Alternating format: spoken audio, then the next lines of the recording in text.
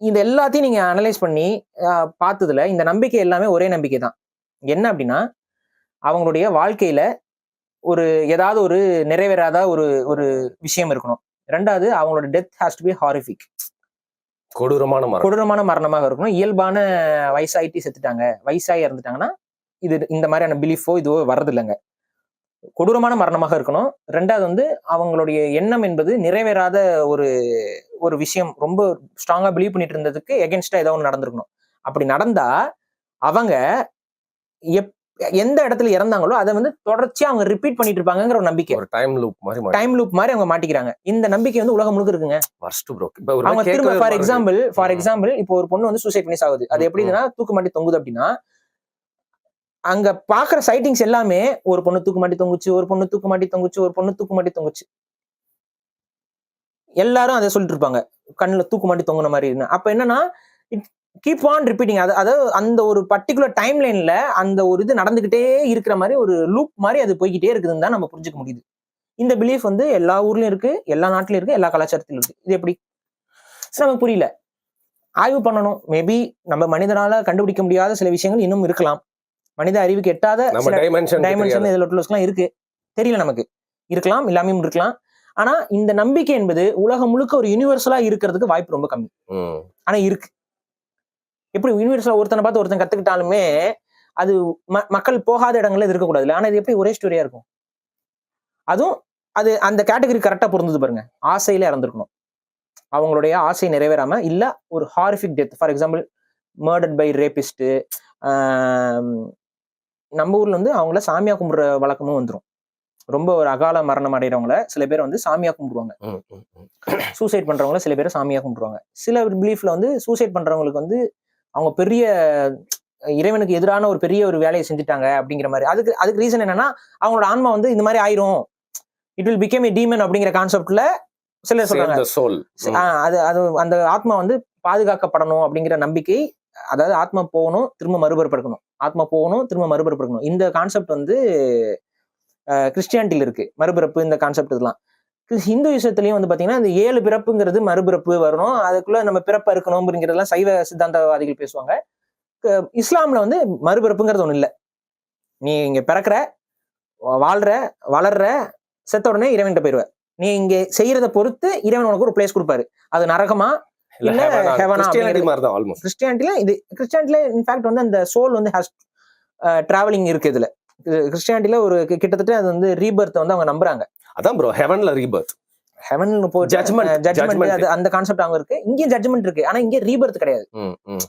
திரும்ப திரும்ப பிறப்பாங்கிறது கிடையாதுங்கிறது இவங்களோட கான்செப்ட். இவங்க இதுல வந்து இந்த திரும்ப அந்த சோல் வந்து வரும், ஏஞ்சல்ஸ் இங்க வருவாங்க, இந்த கான்செப்ட்ஸ் எல்லாம் இவங்க கிட்ட இருக்குது.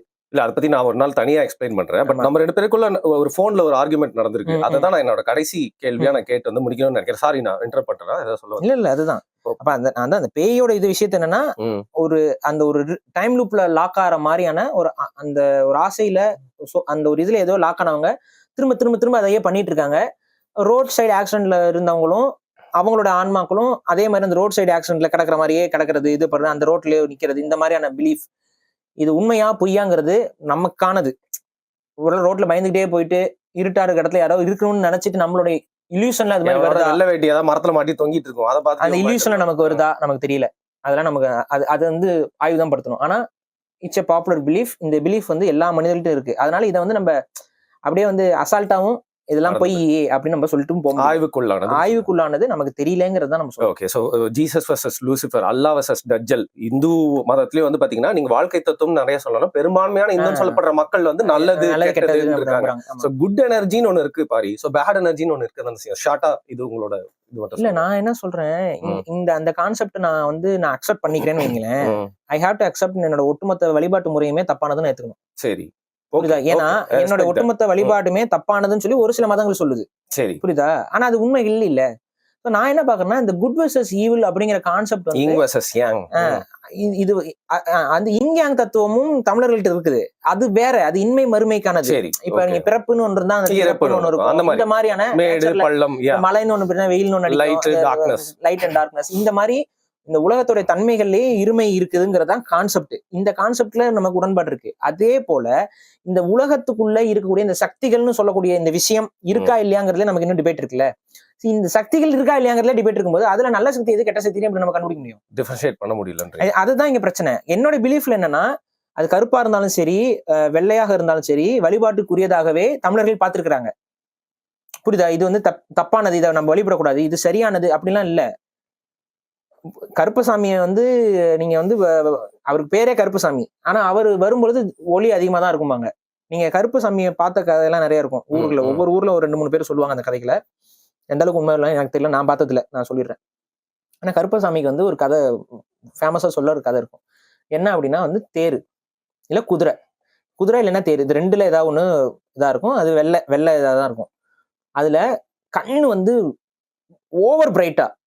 இது என்ன காலகட்டத்துல இந்த கதைகள் வருது அப்படின்னா, இந்த மின் விளக்குகள்லாம் வர்றது காலத்துக்கு முன்னாடி இந்த ஐடியாலஜி இருக்கு. அப்படியே ஒரு தேர்ல பயங்கர வெளிச்சத்துல மணி ஓசை கேட்க காட்டுக்குள்ள காட்டுப்பாதையில ஒரு சேரியட் போகும்.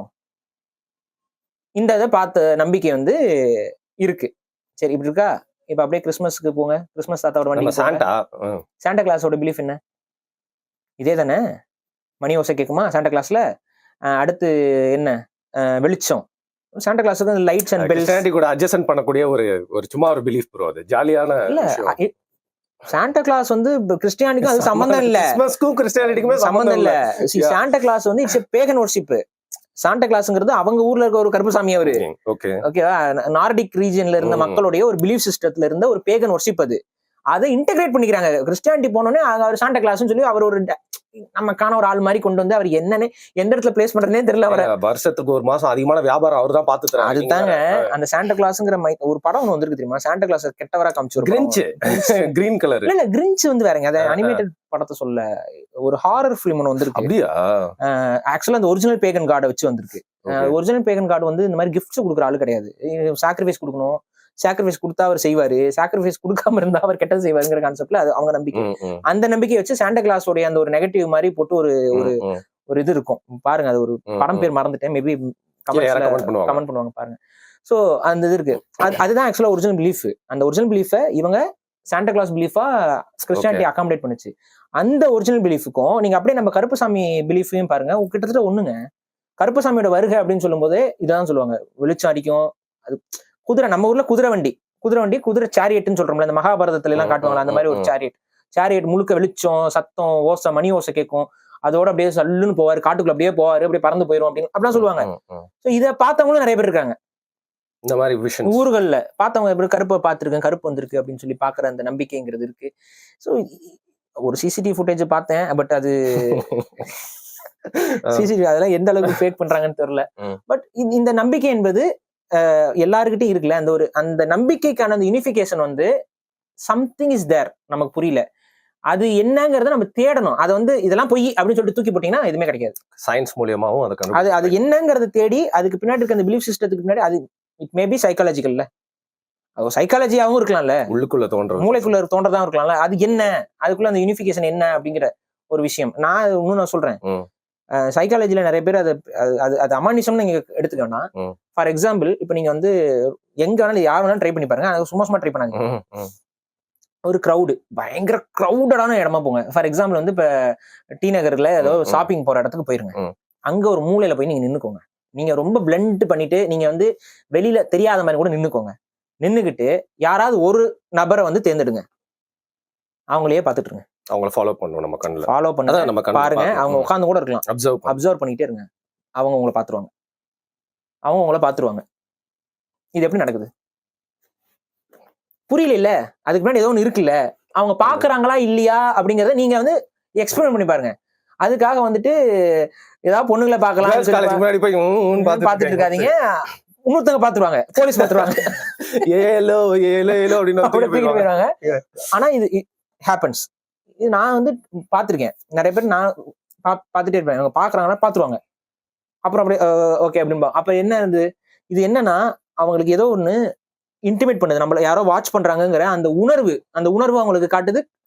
ரெண்டாவது, அவங்க செகண்ட்ஸ் எடுக்காதுங்க அவங்க நம்மள பாக்குறதுக்கு.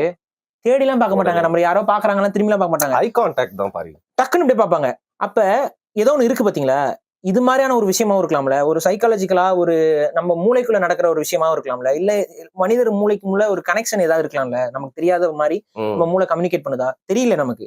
அத ஆய்வு செஞ்சு கண்டுபிடிச்சா சரியா இருக்கும்னு நான் நம்புறேன். Okay okay fine. என்னங்க பண்றீங்க? இல்லங்க பேய் சும்மாங்க ஒரு எஃபெக்ட்டோட முடிக்கலாம்னு பாத்தேங்க. காமெடி பண்ணிட்டு இருக்கீங்க. லைக் உங்களுக்கு ஒரு பேய் எக்ஸ்பீரியன்ஸ் இருந்துச்சுன்னா தயவு செஞ்சு மறக்காம அதை கீழே கமெண்ட் பண்ணுங்க.